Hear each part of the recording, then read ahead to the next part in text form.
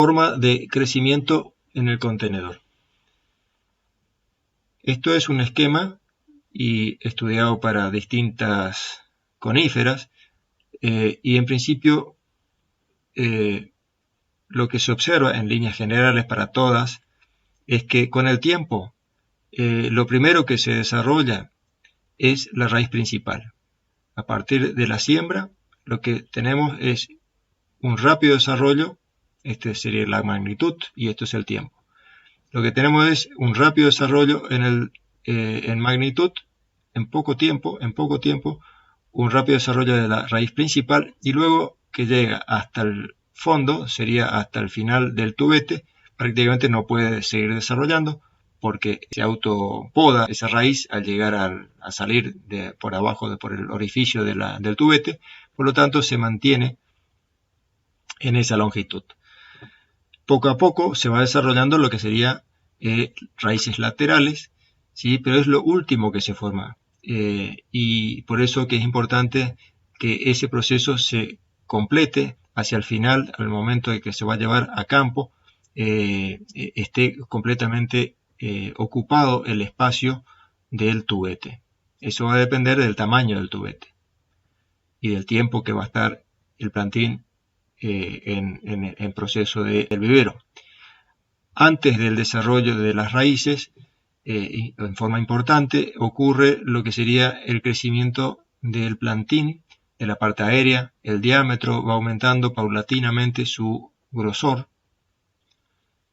Ese grosor de 4 milímetros para el caso de Taeda es importante lograrlo hacia el final del momento que va a ser llevado a campo. Si no llega con ese diámetro, tenemos que estar trabajando a tiempo las características que puedan mejorar ese objetivo. Un poco más rezagado es el crecimiento en altura.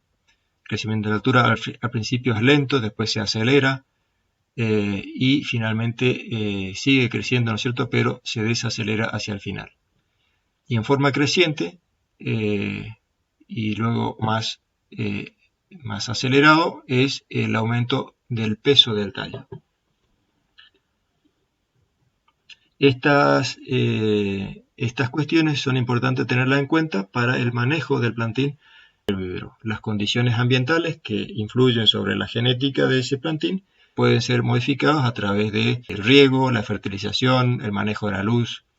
Esas cuestiones son importantes para manejar y conseguir al final una buena relación diámetro del cuello y altura del plantín y desarrollo de raíces. ¿Qué podemos ver en esta filmina? La importancia que tienen el diámetro a la altura del cuello sobre el crecimiento. Básicamente, en la gráfica de la izquierda lo que podemos ver es un trabajo hecho sobre Pinus taeda durante 30 años y lo que se ve es que el efecto o la influencia del diámetro del cuello en el momento que se lleva a campo tiene sus efectos sobre volumen, el crecimiento en volumen de las plantas a campo. Plantas que tenían un diámetro del cuello de alrededor de 2 milímetros en el momento de llevarse a campo mostraban menos crecimiento en volumen que aquellas plantas que tenían un diámetro del cuello mayor a 6 milímetros. Acá hay mediciones hechas a los 4 años, a los 15, a los 20 y a los 30 años. Durante todo ese tiempo lo que se mantiene es una ventaja en crecimiento volumétrico de aquellas plantas que tenían un diámetro del cuello mayor en el momento de llevarse el plantín a campo. Acá podemos ver el efecto del diámetro del cuello para la especie Picea glauca, que a los 20 años se hizo un estudio sobre la altura del plantín logrado a los 20 años. Ustedes pueden ver que tenían aproximadamente 5 metros de altura, o sea, estamos 4 o 5 metros de altura, o sea, estamos hablando de un clima muy riguroso, evidentemente, pero el efecto del crecimiento en altura también para plantaciones, una plantación hecha en el año 79 y otra un año antes, para ambas plantaciones, plantines de mayor diámetro del cuello de alrededor de 2 a 3 milímetros tenían crecimientos superiores a aquellos con un DAC menor. O sea que es persistente el efecto del diámetro del cuello sobre los efectos mucho más allá del periodo de supervivencia o del periodo de establecimiento de la plantación. Eso es un dato muy importante a tener en cuenta. Si bien hay algunos estudios que no siempre esto se da de esa manera, pero sí hay otros estudios, como el caso y otros, que revelan de que hay una correlación positiva entre el diámetro del cuello en el momento de salir el plantín a campo y los crecimientos que luego va a tener esa plantación. Bueno, en esta filmina vemos otro aspecto que es la correlación que existe entre las variables diámetro del cuello y supervivencia. Esto es para el caso de Pinus palustris, que es lo que vemos, que a medida que nosotros logramos plantines de mayor diámetro del cuello al momento de llevarse a campo, hasta valores de 8 milímetros para el caso de Pinus palustris, vemos que el porcentaje de supervivencia es mayor en el momento de llevarse a campo. No así cuando los diámetros eran mayores, a 8, comenzaba a haber problemas de mayor o menor supervivencia, ¿sí? Menor supervivencia. O sea que intentarlo el DAC, luego o después de ciertos valores, en este caso de 8 milímetros, no era conveniente. Lo mismo pasaba, un poco desfasado, para plantines logrados a raíz desnuda. Lo mismo, es decir, a medida que el DAC aumentaba, los índices de supervivencia luego a campo eran mayores, hasta cierto punto. Plantines de raíz suelta superiores a 12, 13 milímetros, no necesariamente, o al contrario, generaban menor supervivencia.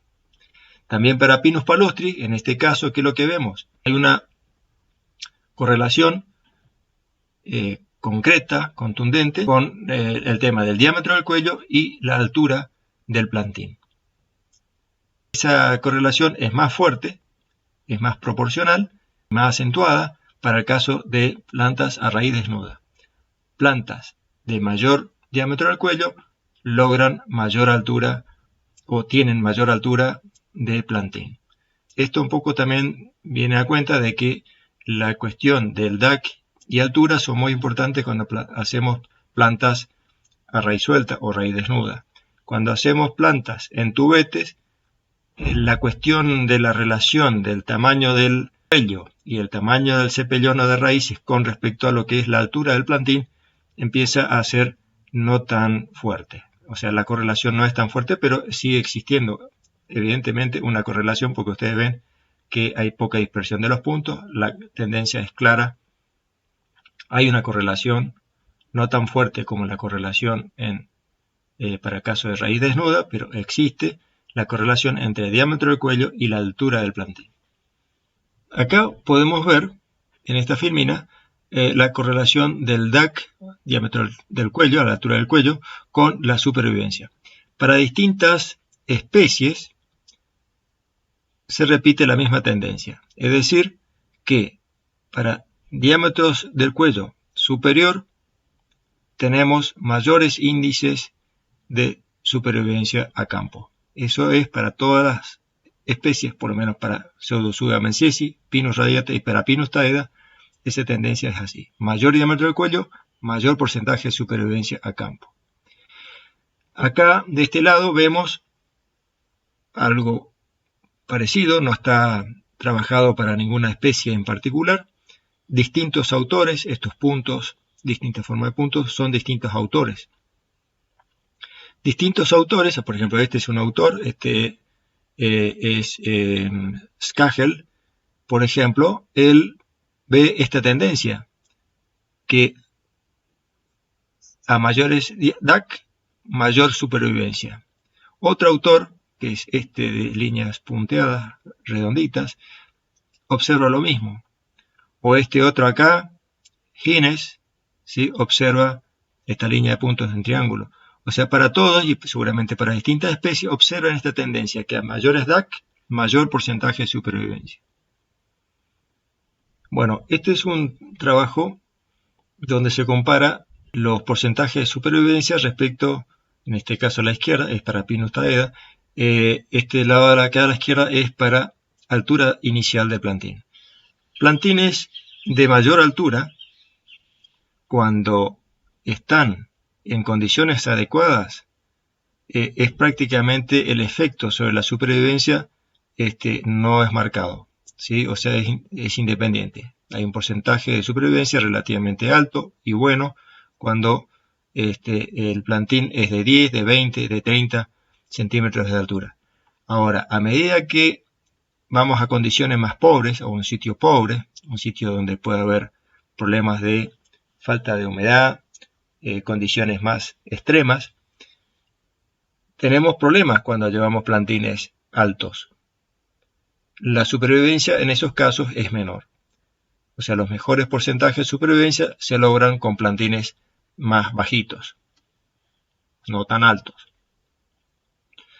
Acá a la derecha, también para Pinus taeda, lo que vemos es un ensayo donde se comparan las podas en altura. Poda aérea o topping, que es la poda se le rebaja la altura del plantín en el vivero cuando se escapa la altura por alguna cuestión de tratar de producir un plantín más bajo, pero forzándolo con esta poda de topping. Lo que se ve es una tendencia marcada con esta línea roja. ¿Qué quiere decir? Que plantines, acá está el porcentaje de supervivencia del testigo, aquel que no fue podado. Cuando un plantín testigo a campo, ¿no es cierto?, lograba un 20% de supervivencia, el plantín podado lograba un 50% de supervivencia. O sea, mejoraba sustancialmente su performance a campo aquel plantín podado. O sea, en condiciones muy severas, cuando el porcentaje de supervivencia de un testigo no podado era de este porcentaje de 20, ¿no es cierto?, se lograba un 50% de supervivencia. Podemos decir, tal vez, cuando volvemos a esta filmina, que plantas que estaban en esta situación con exceso de altura, probablemente si se hubiese hecho un topping a estas plantas en estas condiciones más rigurosas podrían haber tenido un mayor porcentaje o una mejor supervivencia. Volviendo a este lado, cuando las condiciones de supervivencia de un testigo eran, supongamos, del 70%, o sea, el no podado, el podado, el que se le había hecho topping, mejoraba en algo, mejoraba un 10% de la supervivencia. O sea, la mejora sustancial de la supervivencia se lograba para situaciones más rigurosas, donde el no podado tenía problemas de supervivencia. Con el topping, si se hubiese hecho el topping, o si se hace el topping, probablemente se consiga una mayor supervivencia. Bueno, en esta podemos ver el efecto que tienen llevar a campo plantines altos, plantines de mayor altura, plantines que al momento inicial tienen, para el caso de distintas especies, para pino oregón, para abeto y para pino silvestre, ¿sí? Tenemos para que a los 15 años se observa que aún se mantiene la diferencia a favor de los plantines más altos. Los plantines más altos en el momento inicial, supongamos un plantín que tenía alrededor de 40 centímetros de altura inicial, en el momento de que se llevaba a campo, luego de 15 años tenían mayor altura de la planta. Obviamente dependiendo de la especie y del sitio, ¿no es cierto? Pero estaban en todos los casos, la tendencia es creciente, con mayor altura las plantas más altas al momento de llevarse a campo que aquellas plantas más bajitas al momento de llevarse a campo. Queda la duda, al menos lo planteo acá, si esa diferencia es porque el plantín más alto en el momento de llevarse a campo ya manifiesta alguna cuestión genética a favor, o si la altura es debido a un manejo en el vivero. De cualquier manera, llevar plantines más altos probablemente tenga su efecto favorable luego en el campo y que perdura en el tiempo.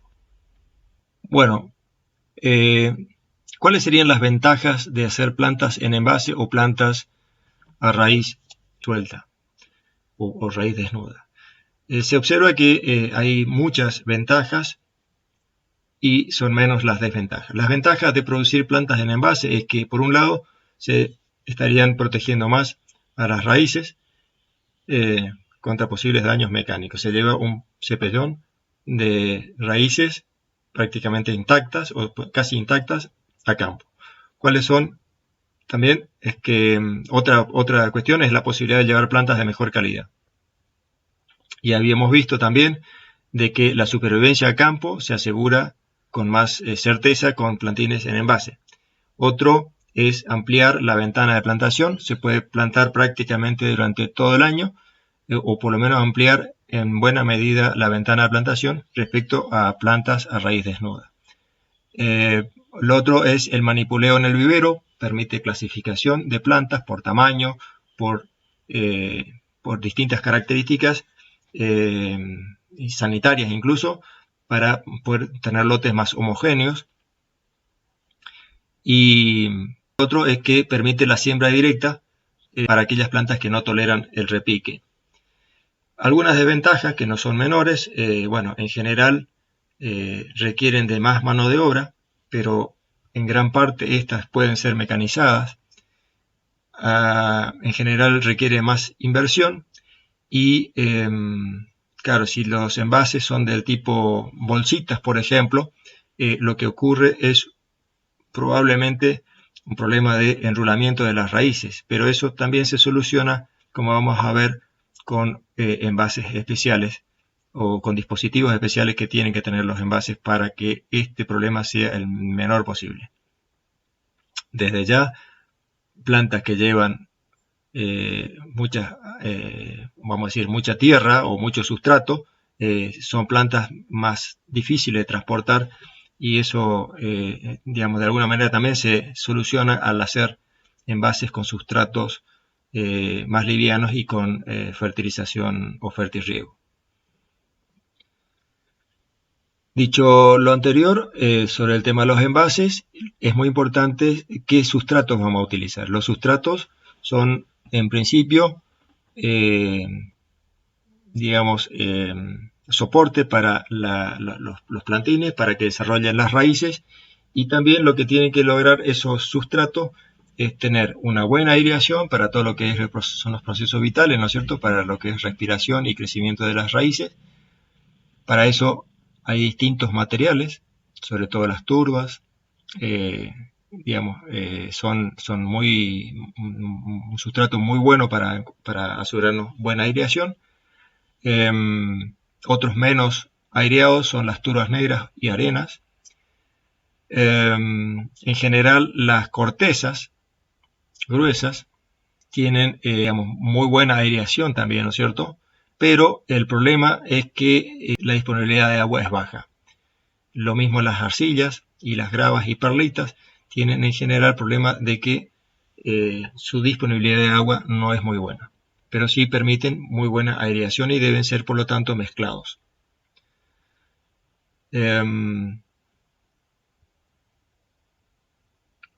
Acá, bueno, algunos sustratos que tienen una baja reserva hídrica, si bien, digamos, son muy buenos en cuanto a aireado, son la lana de roca, fibras finas, como por ejemplo virutas de madera, pero finas.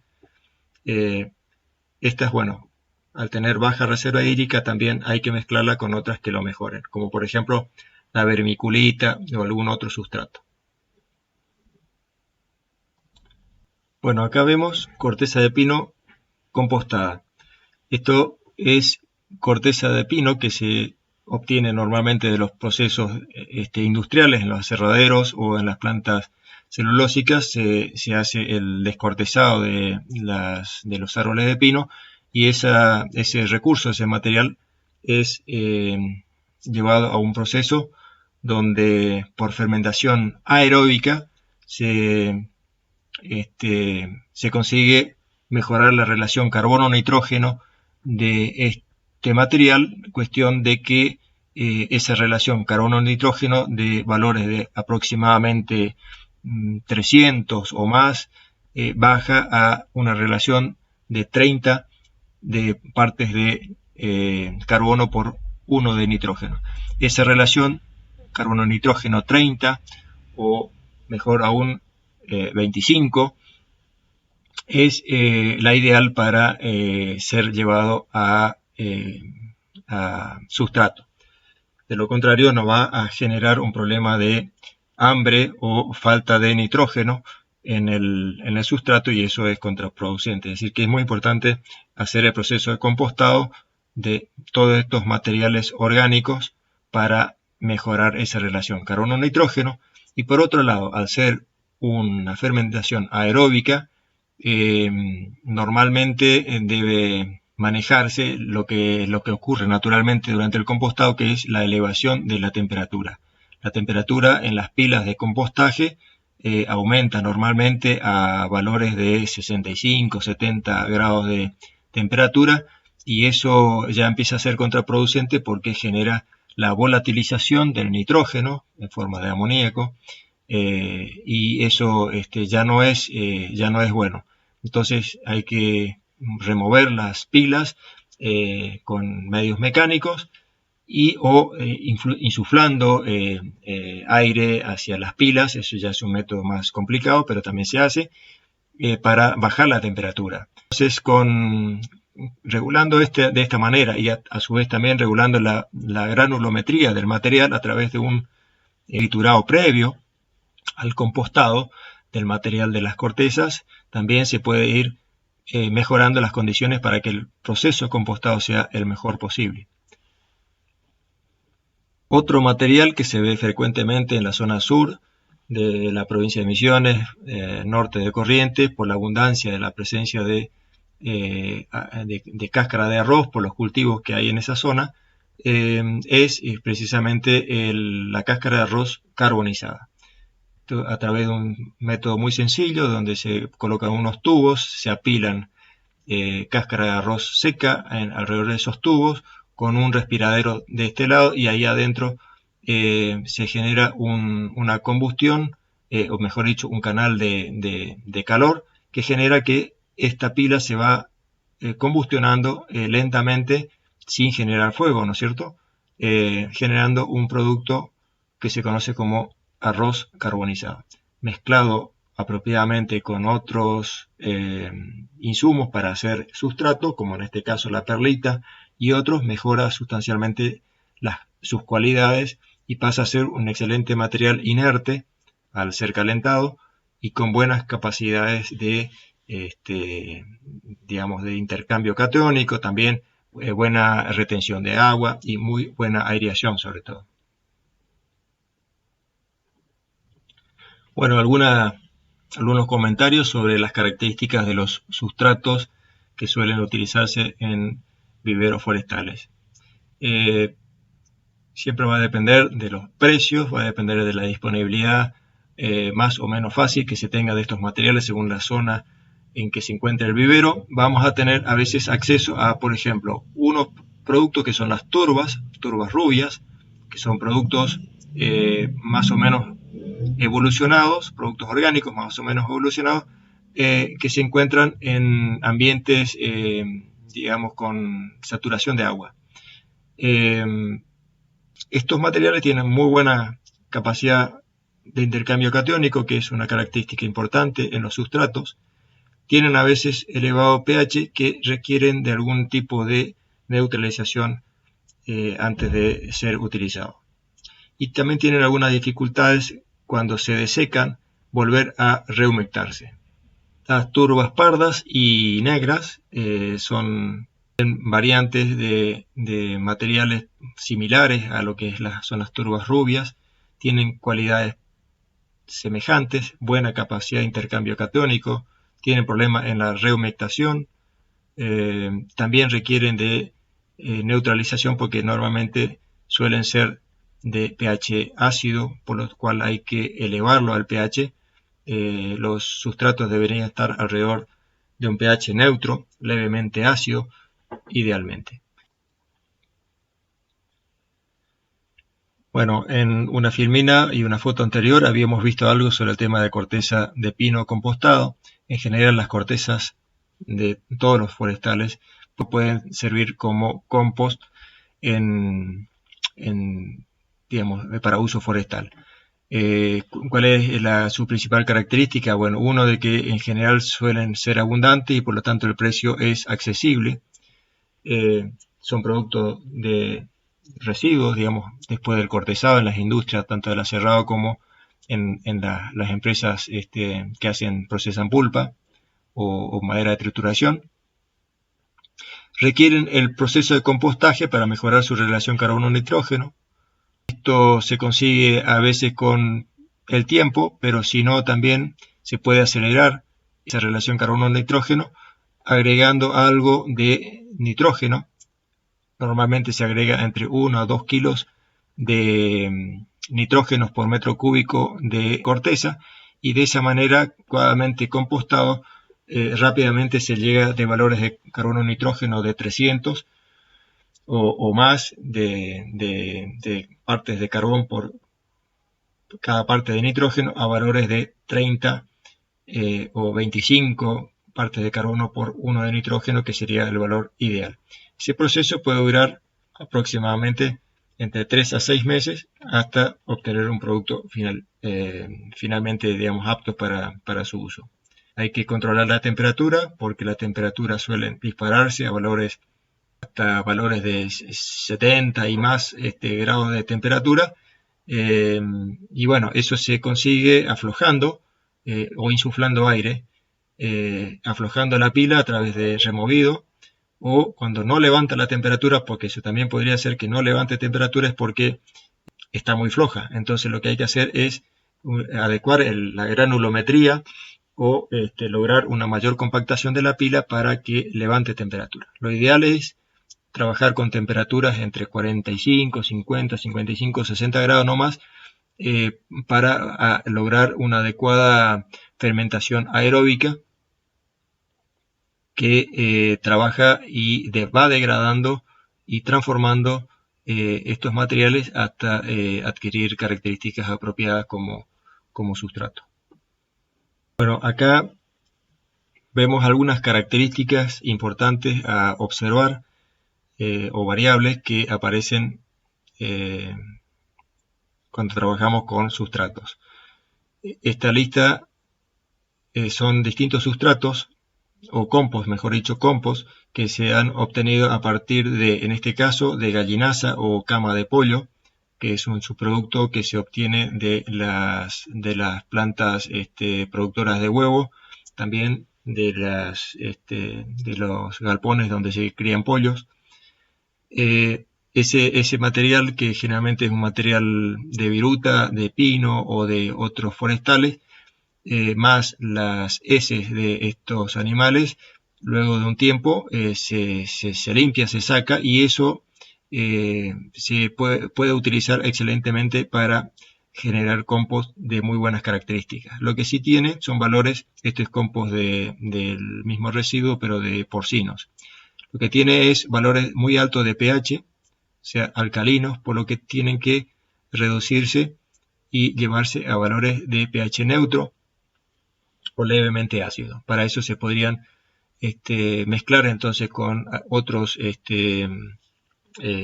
compost o otros materiales que son más ácidos. Como podemos ver acá, hay otros materiales que son de características ácidas que permiten mezclarse para poder mejorar ese pH. Un valor que hay que considerar en algunos casos es crítico, es la conductividad eléctrica. La conductividad eléctrica debe ser baja, de lo contrario genera problemas digamos, de salinización, y eso es contraproducente para el crecimiento de las plantas. Los valores adecuados son los que están por debajo de 1, ¿sí? Idealmente más bajos. Estos valores son valores relativamente o muy altos que deben ser manejados y mezclados correctamente con otros materiales para bajar estos valores. Estos valores de nitrato son buenos, ¿no es cierto? Son reservas de nitrógeno. Hay algunos, y eso es lo ventajoso de utilizar cama de ave o cama de porcinos, porque tienen muy buenos niveles de amoníaco, de reservas de nitrógeno. El calcio, para el caso de los residuos que vienen de las aves de postura, porque son alimentados con muchos alimentos ricos en calcio, que generan entonces heces ricas en calcio, es aprovechado luego en el sustrato. Estos niveles altos de sodio hacen o dan cuenta de que son materiales que probablemente provengan de una alimentación que contenía mucha sal. Esto es el caso de alimentos para los porcinos y también los sólidos, residuos sólidos urbanos, en este caso de la ciudad de Buenos Aires, generan compost muy interesantes, pero con altos niveles de sodio, que no es bueno, y también una alta conductividad eléctrica. El compost de corteza de pino, hay dos que se ensayaron acá en este ejemplo. Este es para el sur de Misiones, un valor del sur de Misiones. Nos da muy buenos valores en general, tiene buenos niveles de nitrato, probablemente porque se agregó alguna mezcla, tal vez incluso, como decíamos, urea, en el momento del compostado, y mejoró las condiciones de nitrato respecto a este otro del norte de Corrientes, más pobre en nitratos. Esto un poco para dar cuenta de que no todos los compost son iguales y deben medirse o analizarse antes de hacer las mezclas. Otros sustratos que suelen estar disponibles en el mercado son arenas gruesas. Tienen la desventaja que son generalmente pesadas, ¿no es cierto? Pero tienen la ventaja de que mezclados con aquellas, por ejemplo las turbas, que suelen tener problemas de rehumectación, al agregársele arena suele mejorar ese inconveniente. Y la otra ventaja de las arenas es que tienen gran estabilidad física, no se compactan. La perlita tiene, junto con la vermiculita, un problema de que en general son caras, pero tienen algo que es muy bueno, que es una buena aireación y son materiales inertes, o sea, fácilmente accesibles, inertes. Por ahí la vermiculita agrega todavía otra virtud, que tiene muy buena capacidad de intercambio catiónico, que por lo tanto puede ser adicionado a aquellos sustratos que tienen un problema en este sentido y puede ser mejorado con el agregado de este sustrato. Son sustratos comerciales y se consiguen en el mercado. Como resumen o características así muy destacadas que deben tener los sustratos es una buena aireación para asegurar los procesos vitales de las raíces de las plantas, una buena reserva mineral, o sea, capacidad de intercambio catiónico para asegurar la nutrición de las raíces, y el tema no menor que es la reserva hídrica, que no solamente tenga buena cantidad de agua, sino que también lo pueda tener en forma disponible durante mucho tiempo, es decir, que tenga buena capacidad de retención y poner a disposición esa agua. De esa manera, podemos tener distintos tipos de sustratos clasificados de acuerdo a estas características. En una filmina anterior hemos comparado las ventajas de hacer plantas a raíz suelta o en envase. Acá vamos a ver las diferencias que existen entre un tipo de envase y otros más comunes o más tradicionales. Los envases más modernos, más desarrollados, son los tubetes y bandejas, y los vamos a comparar con las bolsitas y macetas, que serían envases más baratos, pero con algunas restricciones. Las ventajas de los tubetes y bandejas respecto a bolsitas son que las primeras permiten la reutilización del envase, se desinfecta y se retorna al proceso de producción de planta. Se logra mejor calidad del sistema radicular.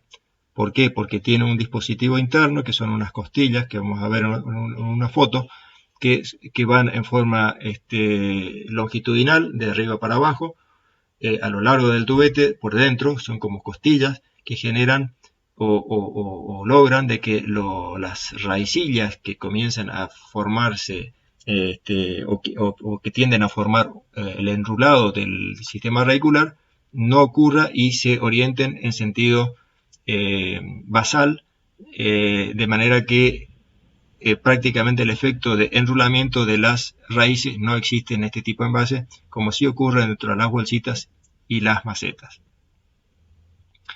Hay mayor facilidad para transportar los plantines que en bolsitas. Generalmente se hace el destubetizado, se elimina el tubete y se mandan los plantines con el cepellón bien armado, armando paquetes sin el plástico a campo.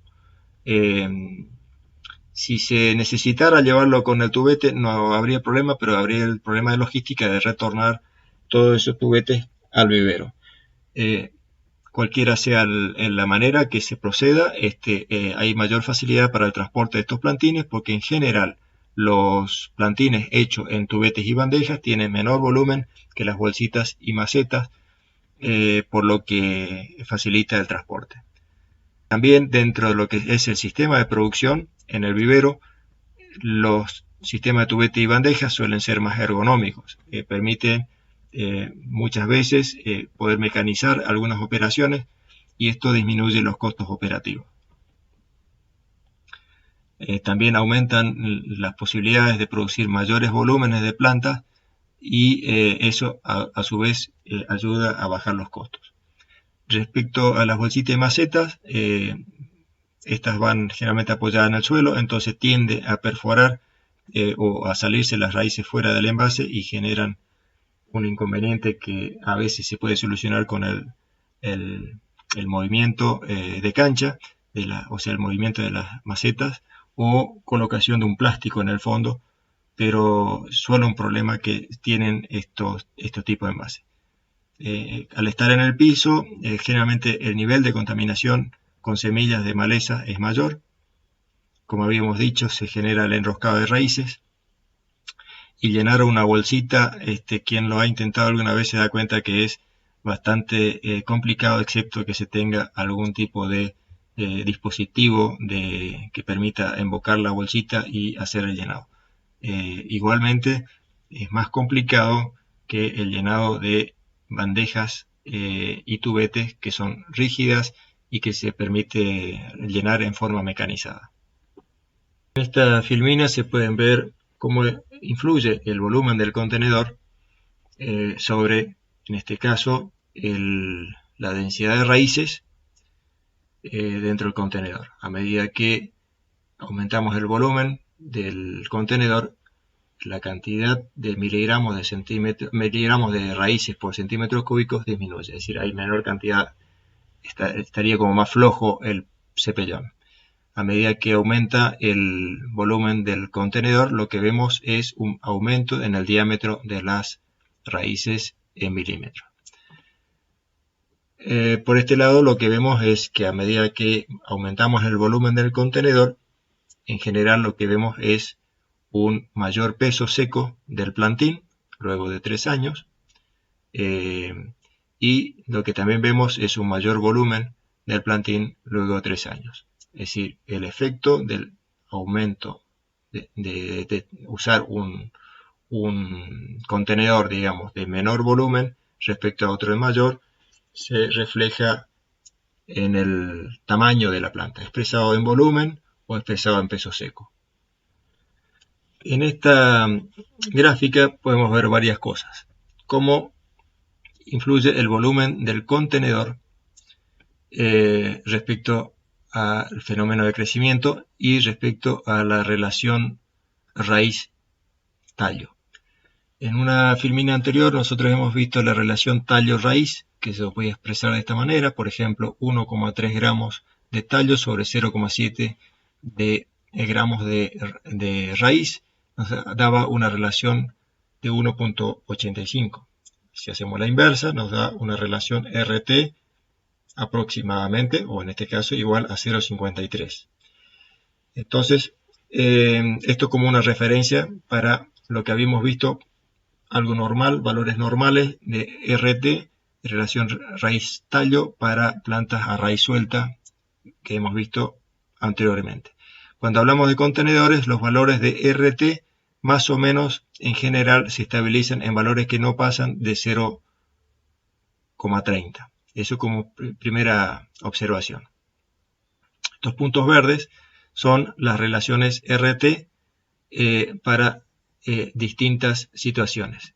Cuando usamos envases chicos de 80 centímetros cúbicos, lo que vemos es la evolución de la relación RT un poquito por debajo de la evolución de los RT de las relaciones para envases mayores, pero en todas las situaciones lo que vemos es que tiende a aumentar hasta un punto de aproximadamente 0,30 y ahí se estabilizan estos valores.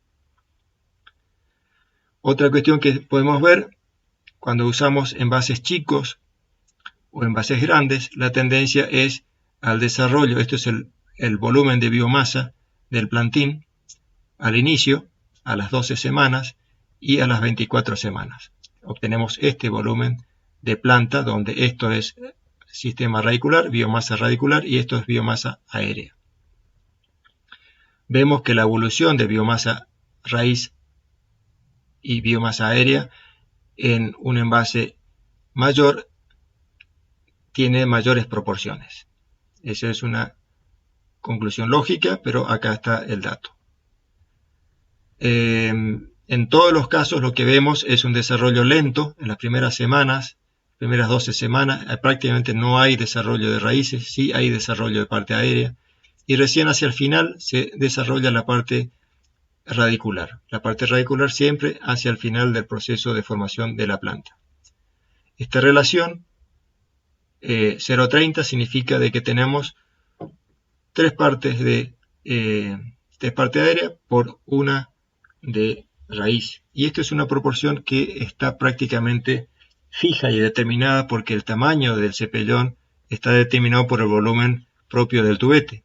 Y la parte de aérea dijimos que podía evolucionar más o menos, pero eso deberíamos nosotros manejarlo de tal manera que esa relación no pase de 0,30 idealmente. Plantines que se nos van muy en altura, que también existe en caso de plantines de eucalipto, por ejemplo, que se le van la parte aérea muy en altura.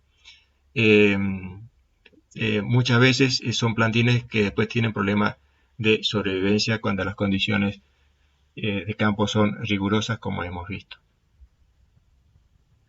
Otra relación importante a manejar en la producción de plantines es lo que se conoce como la relación altura-diámetro, conocido también como coeficiente de esbeltez o de robustez. Esas dos variables, medidos en milímetros, ese cociente nos debe arrojar valores en torno a 0,58 y de esa manera se aseguran buena supervivencia y buenos crecimientos a campo. O sea que este valor de 0,60 es un valor interesante a marcarse como una relación altura-diámetro adecuada para lograr al final del proceso de vivero. Nosotros sabemos que el efecto de lograr diámetros de cuello adecuados y alturas del plantín tienen un efecto positivo, una correlación positiva con la supervivencia y con el crecimiento de la planta. Incluso lo hemos visto que sobre todo lo que tiene que ver con el diámetro tiene un efecto prolongado en el tiempo. También así de los plantines, la altura de los plantines en algunos casos hemos visto que se prolonga ese efecto en el largo plazo en el campo, en el momento en que está creciendo el monte, la forestación. Relaciones o coeficientes de esbeltez que están en torno a estos valores cercanos a 1 o superiores implican supervivencia variable, es decir, no podemos decir si es o no menor, pero sí en algunos casos se ha visto que hay problemas de supervivencia y sobre todo lo que hay es un pobre crecimiento a campo cuando las condiciones son rigurosas, es decir, no mueren pero crecen con menor vigor. Y bueno, por lo tanto esta relación altura-diámetro debe y puede manejarse en los viveros, como dijimos, haciendo las previsiones del caso, manejando el tamaño del tubete, manejando las condiciones de luz, temperatura, si se puede, ¿no es cierto? También el manejo de la calidad del sustrato, tanto en sus condiciones físicas como químicas, manejo de lo que es el riego, sabiendo a tiempo hacer la regulación de los riegos para frenar a veces el crecimiento en altura de los plantines para que esta relación no se nos vaya mucho más arriba de estos valores ideales que estamos viendo o sugiriendo en esta filmina. También a veces el crecimiento en altura se pueden manejar a través de estas podas que conocemos acá o que lo hemos mencionado ya, el topping. Y bueno, las podas de raíces en los tubetes no se realizan porque se generan de forma automática y digamos no existe las podas en el caso de los tubetes porque hay lo que se conoce como una autopoda natural. Vamos a ver un vivero con protección contra, básicamente contra, digamos, esta acá es una protección contra pájaros. También contra el ingreso de semillas que podrían estar contaminando la germinación de estos envases. Acá hay semillas recién germinando que podrían ser presa de pájaros que generan daño. La misma situación desde adentro, bandejas, ¿no es cierto?, con semillas recién germinando en distintos estados de desarrollo. Aquí personal que está haciendo trabajo de clasificación, estamos en etapa de rustificación en un vivero donde ya está a cielo abierto, prácticamente el riego es esporádico y es necesario como para mantener las plantas en situación de que se vayan adecuando a las condiciones que van a ir a campo. Una visión de un galpón donde se hace la mezcla del sustrato. Esto es corteza de pino compostada, donde se va agregando algunos otros componentes a través de máquinas que generan mezclas, adicionando algunos elementos que, como decíamos, pueden mejorar aspecto deficitario que presente la corteza de pino compostada, que es el volumen mayoritario. La etapa de lo que sería el repicado. Los plantines en este tamaño aproximadamente, o sea, plantines todavía, digamos, chiquitos, tal vez de 2 semanas o 3 semanas de crecimiento, son repicados con ayuda de un palo plantador y con cuidado, ¿no es cierto? Es una tarea repetitiva que requiere de mucho cuidado y de práctica y de entrenamiento por parte del personal para que el porcentaje de plantas logradas y que las raíces se desarrollen bien sea el mayor posible. Operarios haciendo trabajo eventualmente de deshierve y también de clasificado. Lo que se hace acá es extracción del tubete. Estos son bandejas fijas, por lo tanto la extracción del tubete no es posible. Lo que se hace es la extracción del plantín, que ya debería estar en un estado incipientemente consolidado el cepellón como para poder desde abajo empujar el cepellón hacia arriba y extraerlo junto con toda la planta, de manera que no se desarme el cepellón de raíces y se lo ingresa en el lugar que se quiere. Esta reclasificación, como decíamos, se hace para homogeneizar aquellas bandejas que tienen una situación de crecimiento muy desparejo por causas que fueren. Estos son tubetes prismáticos o tubetes cuadrados.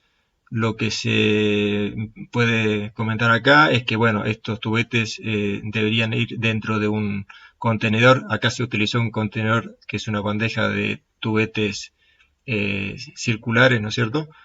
Como forma de rebuscarse y de tener estos tubetes en esta posición.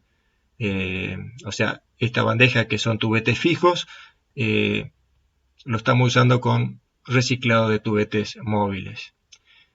Acá los ángulos de las esquinas generan un efecto interesante, que es el de evitar de que se enrulen las raíces dentro del tubete. También hay tubetes que se pintan o que son impregnadas las partes internas de los tubetes con sustancias cúpricas que evitan de que las raíces se desarrollen, es decir, tocan la pared con el cobre y se quedan, se atrofian, digamos, y se van generando raíces solamente dentro de lo que sería el sustrato propiamente dicho. Acá podemos ver una imagen de lo que sería una bandeja fija, ¿sí? Donde no permite hacer el movimiento, y acá abajo vemos cómo esta bandeja es utilizada para colocar estos tubetes sueltos. De lo contrario, habría que tener un soporte especial para hacer uso de estos tubetes prismáticos.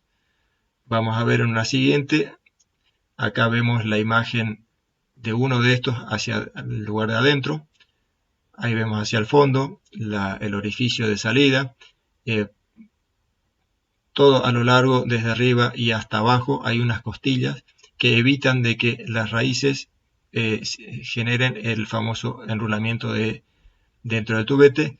La raíz sale desde el eje principal, toca la pared, va hasta la costilla y ahí queda y va hacia abajo. Esto es un detalle muy importante, que en el prismático se genera a través de esos ángulos. Al ser cuadrada, en el ángulo se genera ese quiebre de la raicilla y queda peinada hacia abajo. Por último, vamos a ver una técnica que se está utilizando cada vez más en algunas especies, en las cuales se pudo lograr, en el caso de los pinos, por ejemplo, se pudo lograr calidad genética superior a través de lo que es polinización controlada.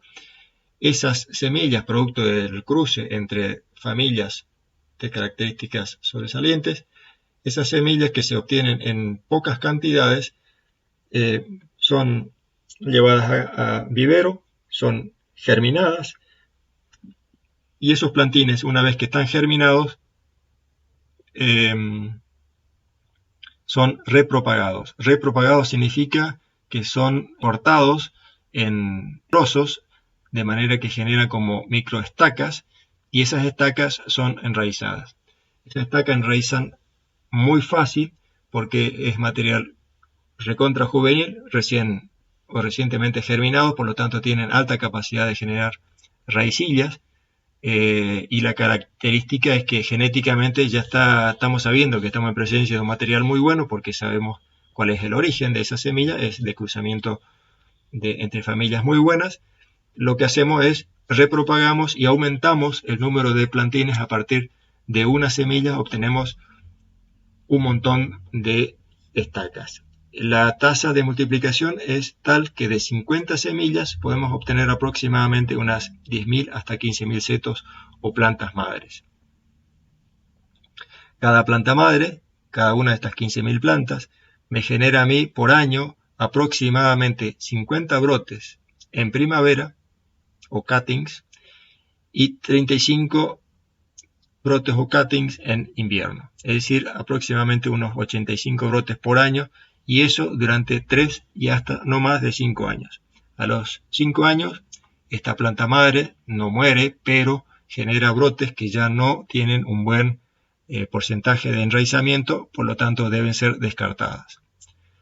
Entonces, de estas plantas madres que se manejan haciendo podas y se mantienen bajas, a escasa altura, aproximadamente 20-30 centímetros del suelo, se obtienen estacas estaquitas o estaquillas que se llaman cuttings, cortes, que son púas apicales de 4 a 5 centímetros, como decíamos, de muy fácil formación de raíces. Esos cuttings son llevados en conservadora, con mucho cuidado para que no se deshidraten, y se llevan a un lugar donde se hace el enraizado.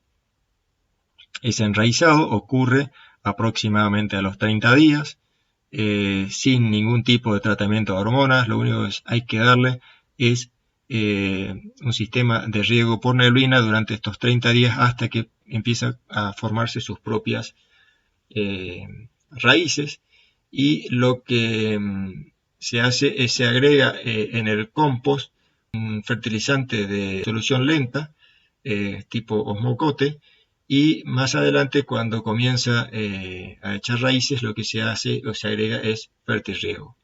Una vez que los plantines enraizaron, luego de los 30 días, se los va dejando un tiempito más, pero después ya se los va llevando hacia afuera a un lugar donde inicia la etapa de rusticación. Generalmente hay una etapa de pre-rusticación y luego la etapa de rusticación.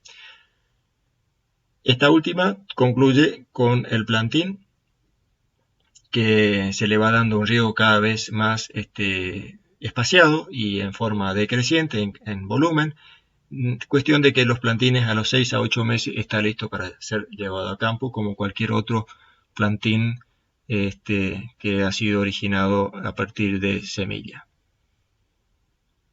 Bueno, acá podemos ver el esquema que se describió en la filmina anterior, cuáles son los pasos y cómo se va logrando a partir de materiales árboles plus que nos generan semillas al hacer el cruzamiento controlado, nos generan semillas de alto valor, ¿no es cierto?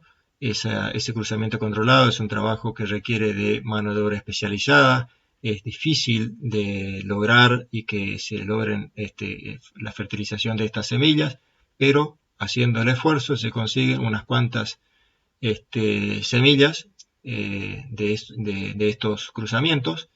Esas semillas, por ejemplo, a partir de 1200 semillas obtenemos 1000 plantas logradas, 1000 plantines germinados. Estos son repropagados. Repropagado quiere decir se hacen cortes permanentes de estos brotecitos que se empiezan a formar. A partir de una plantita se empieza a cortar y se van generando brotes cada vez más copiosos, y siempre se va sacando nada más que la punta. La punta, que es el cutting, se va llevando a su vez a enraizado.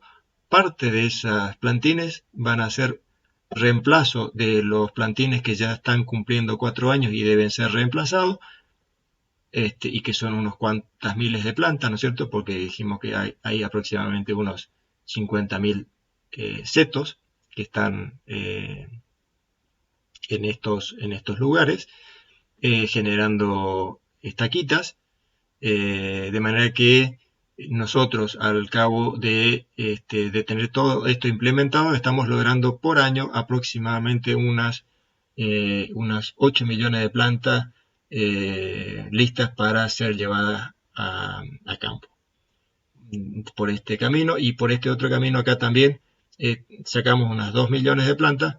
Estas son las plantas que normalmente se llevan para reponer los setos. Y bueno, gran parte de estos materiales van para reposición y el excedente va para campo.